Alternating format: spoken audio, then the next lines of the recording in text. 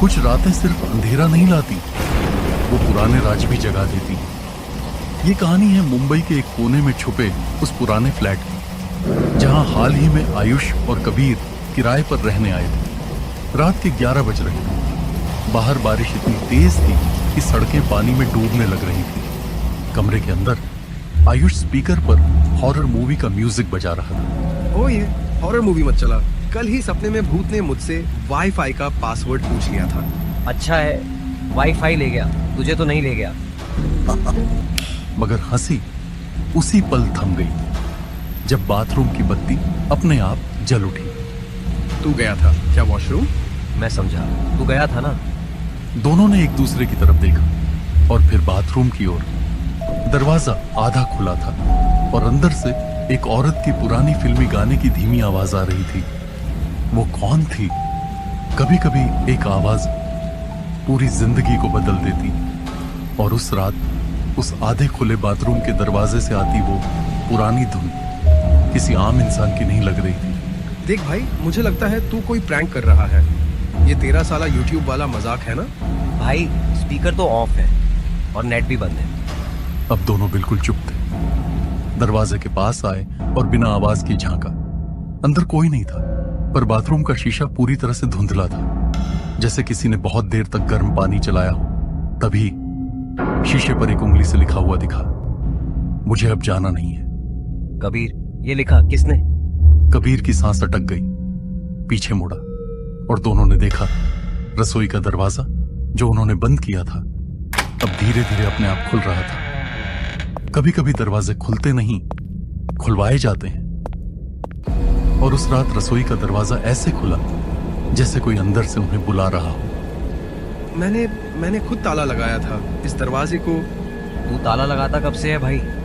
कबीर चुप हो गया। उसकी नजर अब रसोई के फर्श पर थी। वहां गीले पैरों के निशान थे, छोटे नंगे पैर, और वो निशान रसोई से निकलकर सीधे आयुष के कमरे की ओर जा रहे थे। कबीर, तेरे सिवा यहाँ कौन आता है? आयुष, तू नहीं जानता, इस फ्लैट में रहने से पहले यहाँ एक लड़की रहती थी, अकेली, और उसने। कबीर की बात अधूरी रह गई। रसोई की लाइट झपकने लगी और बर्तन जमीन पर गिरने लगे बिना किसी के छुए। तभी फोन की घंटी बजी। स्क्रीन पर नाम था वो। मोबाइल की घंटी बज रही है, स्क्रीन पर लिखा है वो, और दूर किसी औरत के रोने की आवाज हल्के में सुनाई दे रही है। कुछ कॉल रिंग नहीं होते, वो बस याद दिलाते हैं कि कोई अब भी इंतजार कर रहा है। और उस रात जब आयुष ने कांपते हाथों से फोन उठाया, वहां से कोई आवाज नहीं आई, सिर्फ सांसें, हांफती हुई, टूटी हुई, जिंदा नहीं लेकिन मरी भी नहीं। कबीर तेज आवाज में, फोन रखते वो फिर आ जाएगी। कौन है ये वो, और तुझे कैसे पता है कि फिर आ जाएगी? कबीर अब चुप नहीं रह पाया। 3 महीने पहले इस फ्लैट में एक लड़की रहती थी, सिया, अकेली, चुप सी। मैं उससे बात करने गया था, दोस्ती हुई, पर फिर एक रात वो गायब हो गई। पुलिस आई, केस बना, लेकिन उसका कोई सुराग नहीं मिला। कहा गया कि शायद उसने सुसाइड कर लिया, लेकिन उसकी लाश कभी मिली ही नहीं। आयुष अब पत्थर सा खड़ा था।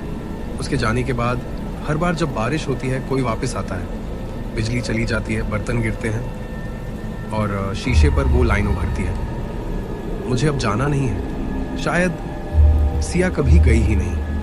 तभी कमरे में लगी खिड़की अपने आप खुल गई और हवा में उड़ते पर्दों के बीच किसी की परछाई धीरे से कमरे में घुसी। कुछ परछाइयां दीवारों पर नहीं गिरती, वो सीधे सीने के अंदर उतर जाती हैं। कमरे की लाइट अचानक फ्लिकर करने लगी। आयुष और कबीर दोनों जमीन पर जड़ हो चुके थे। हवा तेज थी, मगर वो परछाई एकदम स्थिर थी। उसके पैर जमीन से थोड़े ऊपर थे और बाल भीगे हुए। चेहरा दिखाई नहीं दे रहा था, पर एक चीज साफ थी, वो उन्हें घूर रही थी। सिया। परछाई ने कोई जवाब नहीं दिया, बल्कि वो धीरे धीरे कमरे के उस हिस्से की तरफ बढ़ने लगी जहां दीवार पर पुरानी तस्वीरें टंगी थी। ये क्या चाहती है? सिया की परछाई रुकती है और एक पुरानी तस्वीर पर उंगली रख देती। वो तस्वीर कबीर की थी और उसके साथ एक लड़की जिसे कभी आयुष ने नहीं देखा था। ये वो रात थी जब मैं आखिरी बार सिया से मिला था। तभी टीवी अपने आप ऑन हो गया। स्क्रीन पर कुछ नहीं था, सिर्फ स्टैटिक। और उस शोर के बीच एक लड़की की चीख सुनाई दी। कब तक छुपाओगे कबीर? आयुष अब कबीर की तरफ मुड़ा। तूने क्या किया था उस रात?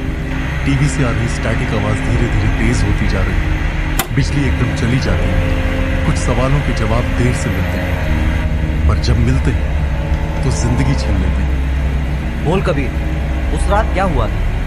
कबीर अब और नहीं छुपा पाया। उसने कांपते हुए कहा, सिया मुझसे प्यार करती थी और मैं बस मजाक समझ रहा था। उस रात मैंने उसे मिलने बुलाया। बारिश हो रही थी, वो भीगती हुई आई और मैंने उसे कहा कि सब मजाक था।